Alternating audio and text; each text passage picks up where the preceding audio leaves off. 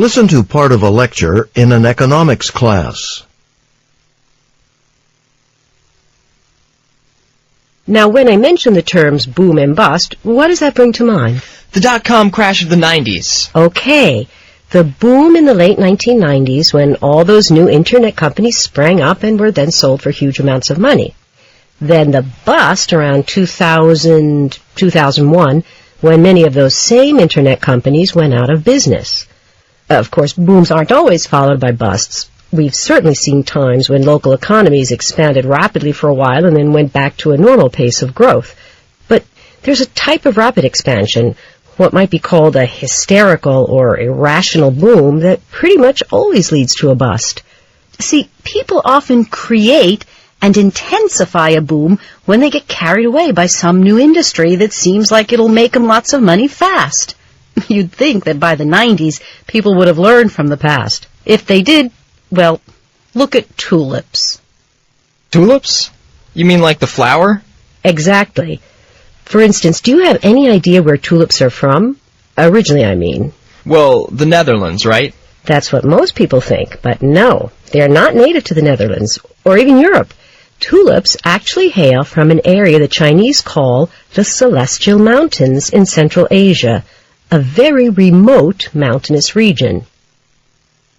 It was Turkish nomads who first discovered tulips and spread them slowly westward.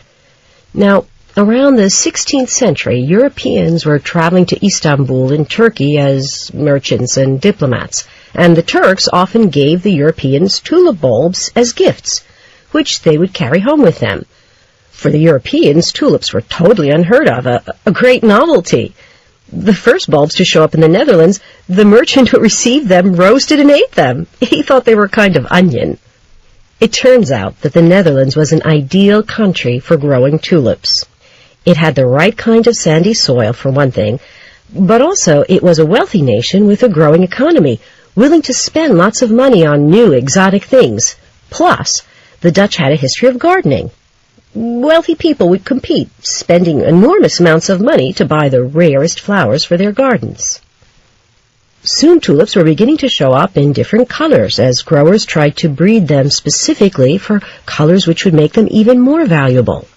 But they were never completely sure what they would get. Some of the most prized tulips were white with purple streaks, or red with yellow streaks on the petals. Even a dark purple tulip that was very much prized. What happened then was a craze for these specialized tulips. We call that craze tulip mania. So, here we've got all the conditions for an irrational boom. A prospering economy, so more people had more disposable income, money to spend on luxuries, but they weren't experienced at investing their new wealth. And then along comes a thrilling new commodity. Sure, the first specimens were just plain old red tulips, but they could be bred into some extraordinary variations, like that dark purple tulip. And finally, you have an unregulated marketplace. No government constraints, where prices could explode. And explode they did, starting in the 1630s. There was always much more demand for tulips than supply. Tulips didn't bloom frequently like roses. Tulips bloomed once in the early spring, and that was it for the year. Eventually, specially bred, multicolored tulips became so valuable, well, according to records, one tulip bulb was worth 24 tons of wheat, or 1,000 pounds of cheese. One particular tulip bulb was sold in exchange for a small ship. In other words, tulips were literally worth their weight in gold. As demand grew, people began selling promissory notes guaranteeing the future delivery of prized tulip bulbs. The buyers of these pieces of paper would resell the notes at marked up prices.